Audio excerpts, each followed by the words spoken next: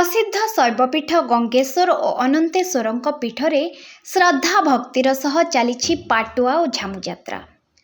कटक जिलार सालेपुर मिर्जापुर पंचायतर गंगेश्वर पीठ और निश्चिंत कोइली ब्लॉक अंतर्गत लेंडुरा भगवानपुर अन्यतम प्रमुख प्रसिद्ध शैवपीठ अनंतेश्वर महादेव पीठरे चलित वर्ष झामुयात्रा और पाटुआ यात्रा अनुष्ठित हेउछि।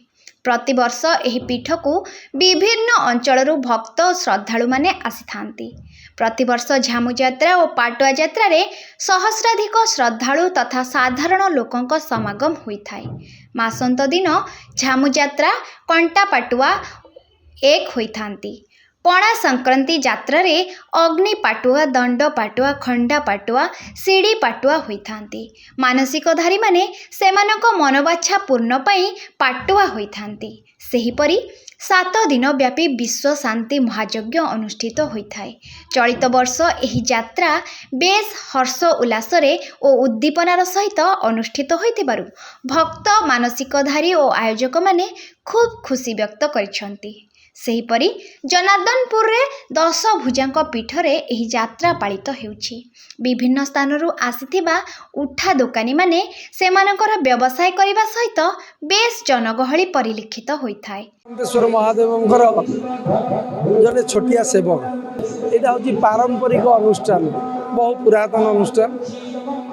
पूर्वतन एटी मानसिक यात्रा हुए। जो मानकर मानसिक धारी कार पुआ झील नहला निसंतान रहिले, कार बड़ बड़ व्याधि रहा से भल न पारे अंतेश्वर पार्वती आश्रित नियंती बड़ बड़ समस्या। अंतेश्वर पार्वती कृपारू ताकर मानसिक पूरण है 75 वर्ष ऊर्ध्व है। आज पाटुआ आमर प्रथम सका धूली दंडा सरी तापरे एबे ग्राम्य परिक्रमा होईची, दंड जाइची, आउ एबे उल्ट दंड हब, अग्नि हब, पटा कंटा हब, झामु हब, तापरे कालिका नाच होउची विशेषतः।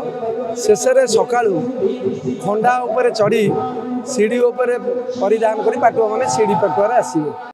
मु अनंतेश्वर महादेव प्रथम पुजारी अर्थात मोर हेरिडेटारी सर्टिफिकेट मु मुख्य अच्छी। तेणु समस्त कार्य मु बहन करे समस्त कार्य को मु भल भाव परिचालना करने तत्पर हुए। ये आज अनंतेश्वर महादेव पीठरे पणा संक्रांति वर्षर प्रथम दिन अति जाकजमक हुए। या दीर्घ 70 वर्ष है परिचालित हो आसुची। प्राय 250 रु ऊर्ध्व पाटुआ ठाकुरंकर आश्रित अछंती। से माने शरीर निरोग रखापी प्रतिवर्ष यही दिन मानक मासांत एवं संक्रांति रे से माने ठाकुरंकर आश्रित होई निजर शरीर निरोग पाई ठाकुरंक पाखरे यात्राटी करिथांती। आज संक्रांतिर वर्षर प्रथम दिन यही